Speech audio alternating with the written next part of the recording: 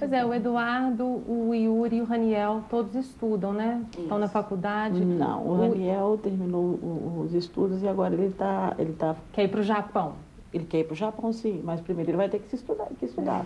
Aí ele vai fazer o Enem agora, e o ano que vem ele vai para a faculdade.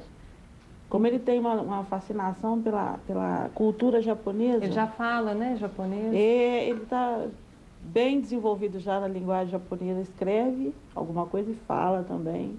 E de vez em quando ele fala umas coisas lá que eu não entendo, mas tá bom, né? Mas eles têm em comum também a questão do bullying, né? Já sofreram bullying? Já. E caso muito sério, né, Penha? Caso seríssimo. Teve uma vez que a escola nunca admite que dentro daquela instituição acontece o bullying. Mas eu fui buscar meu filho na escola uma vez, ele estava com 8 anos. Fui buscar, ele saiu de dentro da escola mancando, com as duas perninhas abertas. Aí eu perguntei, o que foi que aconteceu? Ele disse assim, nada, mãe, porque ele não contava, ele não conversava comigo, não me contava nada. E até hoje ele não me conta, pode acontecer qualquer coisa, ele não conta.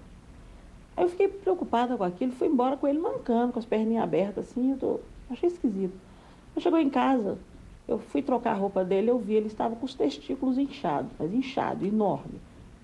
Aí eu apertei ele, perguntei ele, né? Ele disse que dois dos coleguinhas de classe dele seguraram ele pelo braço atrás e os outros fizeram uma fila na frente para chutar entre as pernas dele. Gente, eu fiquei tão magoada com a professora, quando no dia seguinte eu fui falar com ela, ela disse que na minha sala, na nossa escola, isso não acontece. Seu filho se machucou em outro lugar. Mas quando eu deixei ele na escola, ele estava bem. Vim buscar ele, veio mancando.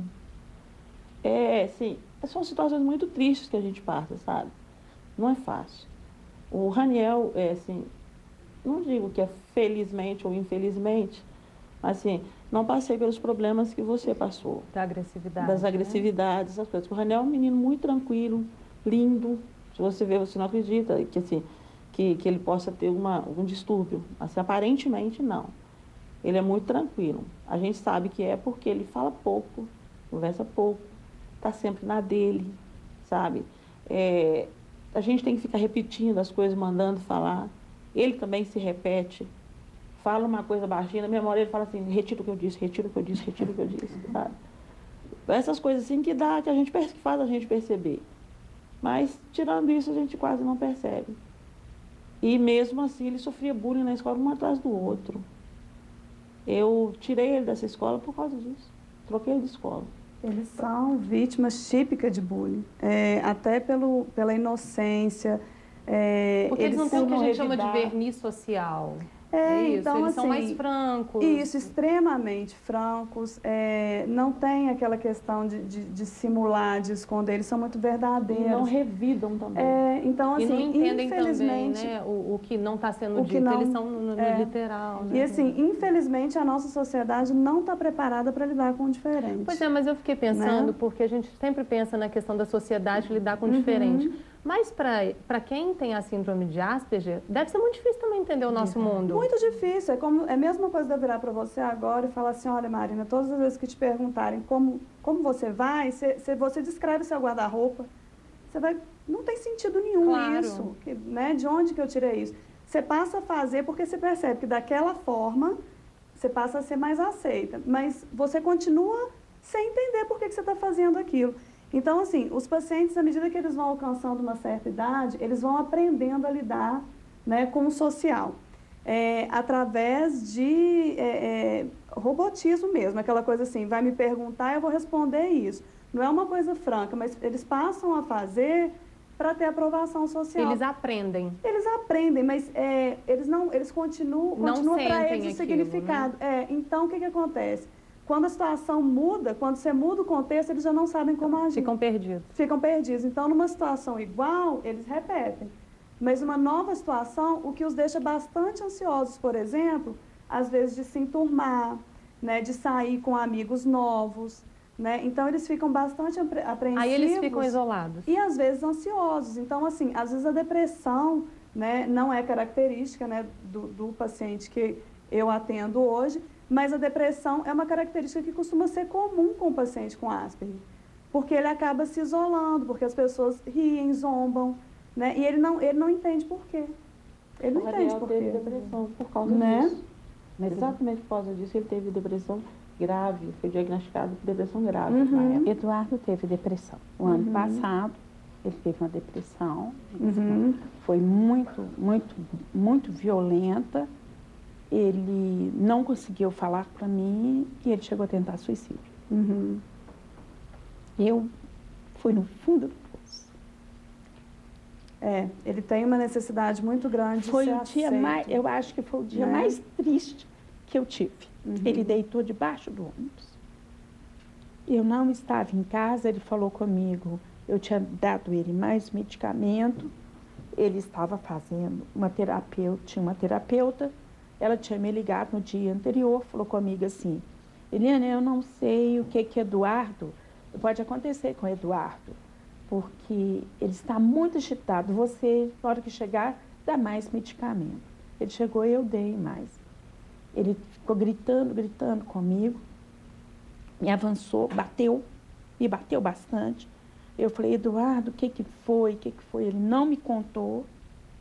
No outro dia eu saí, eu precisava de sair, quando o telefone tocou. Eu já estava voltando de Santa Luzia para Belo Horizonte. Aí a pessoa que me atendeu falou, dona Eliane, a senhora está... aconteceu um problema sério com seu filho. Eu falei, o que aconteceu? É o mais novo, ele tentou suicídio.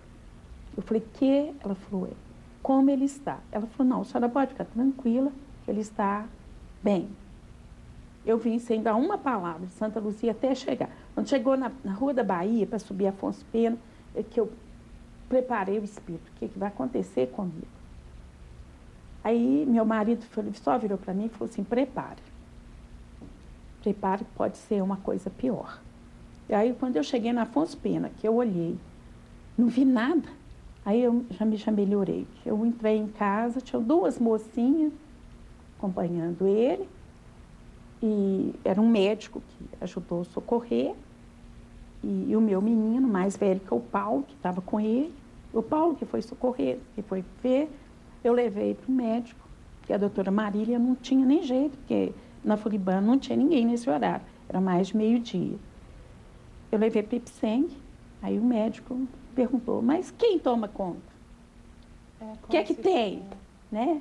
Aí eu virei para ele, não, o que tem? Não, eu não consigo encontrar um medicamento que resolva o meu problema. E eu preciso que o senhor atenda ele agora. Ele falou, não, eu vou atender a senhora. E marcou, ele começou a tomar trocou o medicamento, mas continua com o mesmo, a doutora Marília, e passou a dar o Depaquene. Ele falou comigo, com 2 meses, ele não conhecia o Eduardo, ele mandou escrever o que o Eduardo queria escrever, porque ele achou que ele era idiota, né? O Eduardo escreveu umas 2 ou 3 páginas durante a consulta.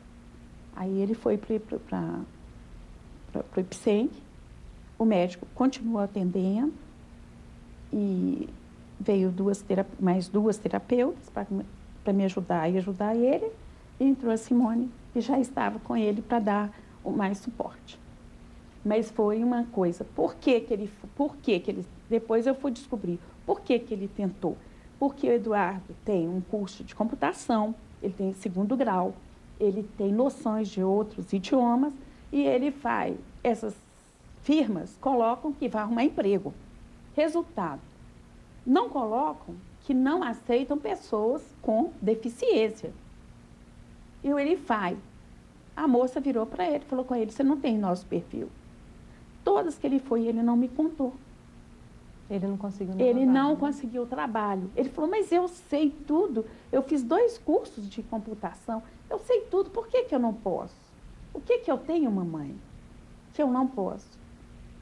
Então, em aberto na televisão, eu peço que as pessoas tenham um pouco de dignidade com a outra, porque isso é falta de dignidade, você virar a pessoa e falar com ela. Porque você tem problema, você não tem oportunidade. E esse é um problema muito sério, Eliane, com todos os meninos que têm Asperger e tem até uma inteligência superior. Tem uma inteligência superior. Ou seja, aquele autismo de alto funcionamento.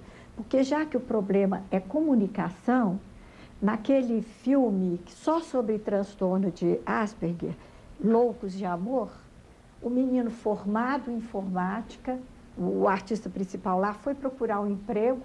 Então eles perguntaram para ele, o que você gosta de fazer? Ele respondeu, comer hambúrguer. Então ele disse, você não serve para nós aqui. Como quem diz, na proporção que eles vão ver na pureza da pessoa, no diálogo do dia a dia, eles descartam, não serve. O que você gosta de fazer? Ele podia dizer, eu gosto de trabalhar no computador de alta tecnologia, uma hora que vocês tiverem. Ele fala, não, eu gosto de comer hambúrguer. Mas o Asperger não tem maldade. Não tem maldade, ele é puro, extremamente puro. Aí você me falava, Marília, por que essa questão de mais meninos do que meninas? Vamos responder isso no próximo bloco, eu tenho que fazer intervalo. A gente volta daqui a pouco.